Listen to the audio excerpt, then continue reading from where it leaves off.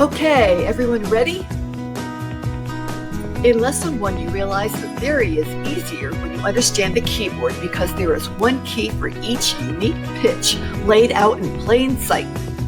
In Lesson 2, in Italy, you understood the staff with its clef signs and placed the clefs onto the grand staff with its pattern of line space, etc. In Lesson 3 and 4, we substituted the line space pattern with letters on the treble staff and bass staff. Your letter recognition got faster as we raced cars and skied. Now we're going to go on a little fun adventure so you can substitute those pitches with different kinds of notes and rests. Notes are going to tell us two things: pitch, which tones to sound, which is which letter and where, high, low, middle, etc. And the note value tells us duration, the length, or how long or short you hold the pitch. It's measured in beats. First, think of your favorite song. There's a reason why you connect with it. Either you love the feel of the rhythmic dance beat, or the sounds of the instruments, or you love the lyrics. All those elements resonate and connect with your heart. So in that respect, you felt exactly like the caveman. Centuries ago, the first musical sounds originated by imitating the sounds of nature, the birds chirping, the wind blowing, the animals howling, and imitating their own human heartbeats. And later, substituting instruments for the sounds of nature. Centuries later, each beat was symbolized by either a note or a rest. Now all music is written in symbols. Modern notation did not come about during the medieval or the Renaissance period, but during Baroque in the 1600s, the time of pilgrims to America. Why do we need this notation? Note values signify duration, how long or short to sound or rest that pitch.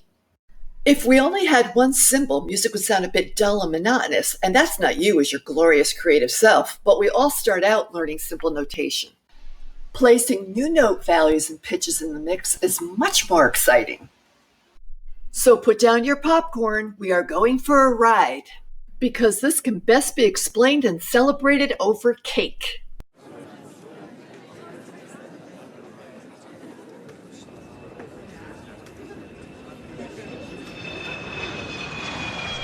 The Egyptians baked bread cakes in 3000 BC, as did the Greeks, Romans, and Chinese.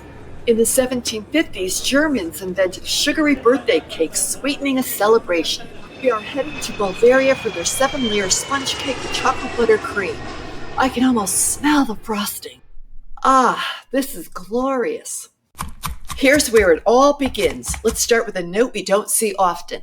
The US name for this note is a double whole note. The British or UK name is breve. It gets 8 beats. It's rare and only used in a 4/2 time signature. More on that later, but its name will help make sense. On a staff, its matching rest is a tall vertical rectangle filling up the entire third space. In the US, this is a whole note equaling 4 beats. In the UK and internationally, this is called a semibreve. Semi is Latin for half of. As in a layer cake, we can start with our top layer of notes, a whole note or semibreve, filling up 4 beats. Delicious. Think of a whole note taking up a whole measure or whole layer of cake. Or, since we are in a bakery, a whole cookie. We play or sing the note at beat 1 and hold it over as we feel it pulse for 3 more beats, totaling 4. Shh. We can also rest for 4 beats or the whole measure. The whole note or semibreve note is drawn just as an oval shape. That's it. This is the note head. Its matching rest is placed on the staff on the 4th line, down like a hole in the ground, so the staff line is on top. Simply draw a rectangle. Then color it in black. In the US, this is called a half note. In the UK, this is called a minim for 2 beats. If we split our 4-beat whole note or semibreve in half, we can fill up the next layer with 2 half notes or minims for 2 beats each, totaling 4. In the bakery, half a cookie and half a cookie equals a whole cookie. We play it on beat 1 and hold it across for beat 2. We can also rest for 2 beats. The half note, or minim, is drawn with the note head first because later you'll place it on an exact position on the staff, then adding a note stem on the side. Its matching rest, like a hat for half, is placed on the third line up, so it sits on the staff line. If not on a staff, draw the staff line, then simply draw a rectangle above. Color it in black. Yes, there is a note for 3 beats, a dotted half note or a dotted minim, but more during the dots lesson. Moving on. In the US, this is called a quarter note. The British term, crotchet. It gets 1 beat. If we split our 2-beat half note or minim in half, we can fill the next layer with 4 quarter notes or crotchets for 1 beat each, equaling a total of 4. In the bakery, we could cut this cookie into quarters or crotchets, so 4 pieces equal a whole semibreve cookie. The quarter note or crotchet has a value of 1 beat. We feel it with 1 motion, 1 clap. We can also rest for 1 beat. First, draw the note head because we always place the head first on the staff. Then second, color the note head in black. And third, draw a stem. Its matching rest looks to me like a squiggly number 1, but draw it carefully in 2 strokes as a slanted capital Z and then add a capital C underneath. Don't thicken it up. In the US, this is called an eighth note. In the UK, this is a quaver. If we split our quarter note or crotchets in half, we can fill up that next layer with 8 eighth notes or quavers for a half of a beat each, equaling a total of 4 beats. We could cut this cookie into eighths or quavers. It would take 8 pieces to equal 1 whole or semibreve 4-beat cookie. The eighth note or quaver by itself is counted as a quick and felt as a quick clap. We can also rest for an eighth or quaver. The eighth note or quaver is drawn in exact order for on-staff use later. First, draw the note head, fill it in, and add a stem with a flag or tail, like it's flying quickly. The eighth or quaver's matching rest is drawn in 1 stroke, a flag like a smile, and then a slanted stem, no fancy shade-ins. To make it easier to read, we can join the eighth notes or quavers into pairs by adding a connecting beam across. At this point forward, we will always be on the lookout to group these flag notes to see how many equal 1 beat. But they are mostly seen in pairs. When we cut them in half, we can give the first half a number 1 and the second half an and, feeling 2 fast claps. You can substitute eighths or quavers with rests. When eighth notes or quavers are paired together, first draw a note head for each, color the note heads black, draw the stems, and add a beam. When placing notes on the staff, always first place the head for that beat. Then the stems, flags, tails, and beams, they all get adjusted to fit. More on that later. If we cut an eighth or quaver in half, we have a 16th note or semiquaver, half of a quaver, for a quarter of 1 beat. Whoa! Think of 16 16th notes taking up a whole measure or whole layer of cake.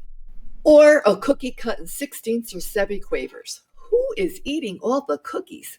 It would take 16 pieces to equal 1 whole semibreve 4-beat cookie.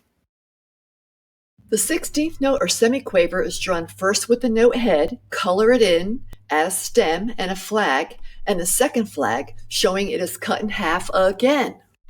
Its matching rest is drawn first a flag like a smile, then a slanted stem, then add the second flag. Or, so it's easier to read and feel, we can group them into 1 beat each. It's easier to look out for how many get 1 beat because we always want to be aware of and feel our steady heartbeat.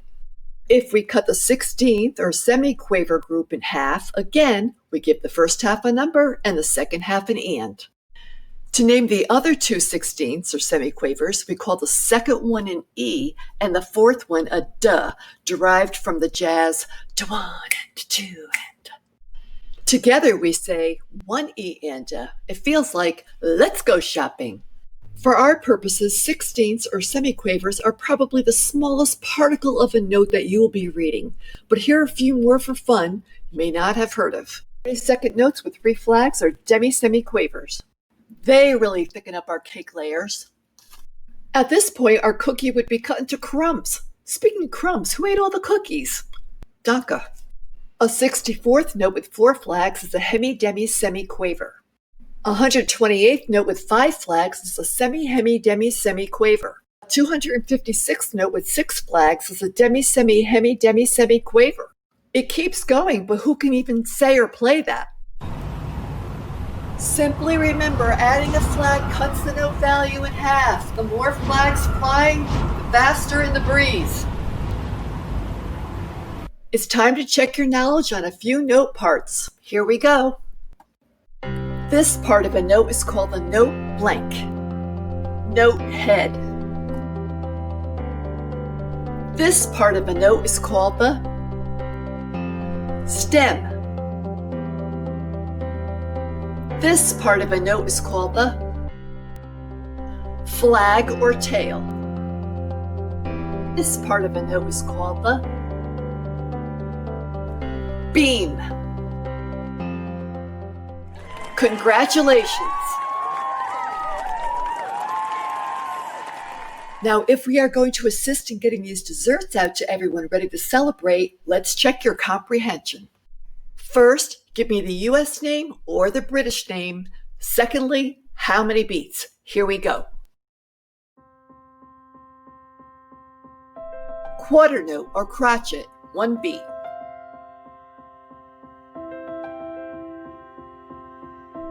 Half note or minim, 2 beats.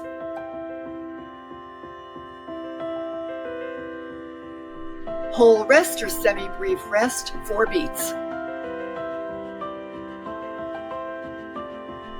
Quarter rest or crotchet rest, 1 beat.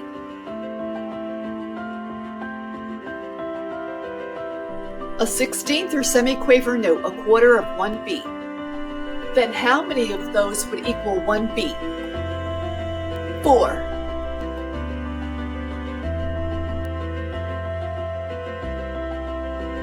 A 16th or semiquaver rest, quarter of 1 beat. A whole or semibreve note, 4 beats. Half or minim rest, 2 beats.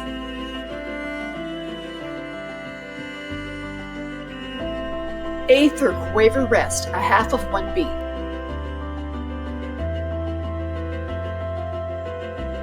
An eighth or quaver note, half of 1 beat. Then how many of those equal 1 beat? 2. Congratulations, your recognition speed on the assembly line was terrific. Remember, every new dessert idea you tasted here today in Germany will only launch you even further ahead in your musical knowledge and confidence. As we thank our chefs for assisting us, we can quickly check out a few fantastic and inspirational sites in Germany. The Royal Neuschwanstein Castle in honor of German composer Richard Wagner, which became Walt Disney's theme park inspiration. Beethoven was born in Germany. Beethoven, Haydn, Mozart Memorial in Berlin celebrates these 3 composers. Other German-born composers, Bach, Brahms, Handel, Robert and Clara Schumann, Wagner and Mendelssohn. Later, Vienna, Austria was the hotspot of music. Who said this? Tones sound and roar and storm about me until I can set them down in notes. Ludwig von Beethoven, the most performed and admired German composer, conductor, and virtuoso pianist of the classical and romantic periods.